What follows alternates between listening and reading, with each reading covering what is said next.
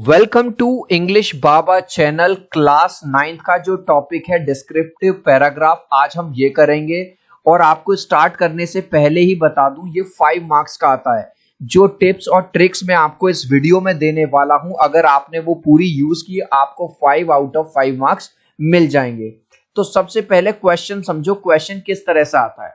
Question क्या है, जैसे डिस्क्राइब योर मदर इन 100 से 120 वर्ड्स में किसी भी चीज को वो आपको डिस्क्राइब करने के लिए कहेगा। बेसिकली डिस्क्रिप्टिव पैराग्राफ का मतलब है वो आपसे कह रहा है एक पैराग्राफ लिखो। तो देखो अगर ये क्वेश्चन आ जाए तो कैसे लिखोगे।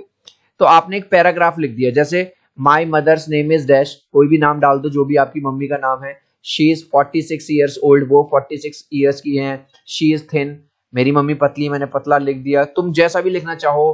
फेयर कॉम्प्लेक्शन है उनका, विद ब्लैक आईज, उनकी आंखें ब्लैक है, उनके हेयर ब्लैक हैं। क्योंकि आपको इस तरह से डिस्क्राइब करना है कि जब सामने वाला आपके पैराग्राफ को पढ़े तो एक इमेज बने कि समझ रहे हो। Her height is 160 centimetre and weight is 70 KG. अब हो सकता है बच्चा यहाँ पे कहे सर मुझे तो पता ही नहीं मेरी मम्मी की हाइट क्या है। अरे कुछ भी लिख देना, वो कोई पूछने नहीं आ रहे। शी इज काइंड, मेरी मम्मी बहुत ज्यादा दयालु है, हार्ड वर्किंग है और कभी कभी स्ट्रिक्ट भी है। She enjoys cooking, teaching and reading, मेरी मम्मी को कुकिंग करना पसंद है, पढ़ाना पसंद है और रीड करना भी पसंद है। She is a teacher who teaches the subject mathematics to classes 6 to 8। अब हमने यहाँ पे दिखा दिया कि जो मेरी मम्मी है वो मैथमेटिक्स पढ़ाती है 6 से लेके 8th क्लास को सनशाइन हाई स्कूल में। आप यहाँ कुछ भी लिख सकते हो जो आपका मन करे। Where I study as well, और मैं भी उसी स्कूल में पढ़ता हूँ।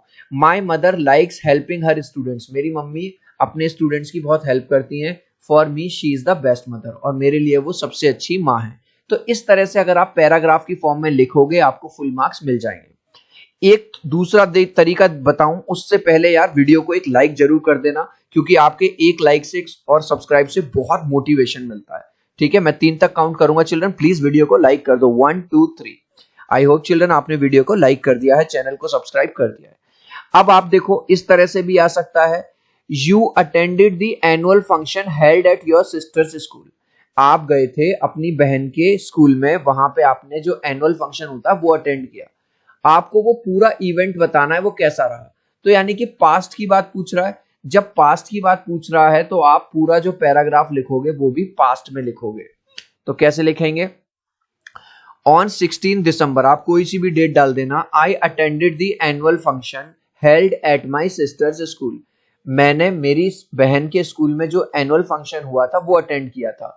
The annual function was biblical theme. अब बिब्लिकल का मतलब क्या होता है। बिब्लिकल का जो बाइबल की थीम पे, जो क्रिश्चियंस की बाइबल होती है उस थीम पे बेस्ड था।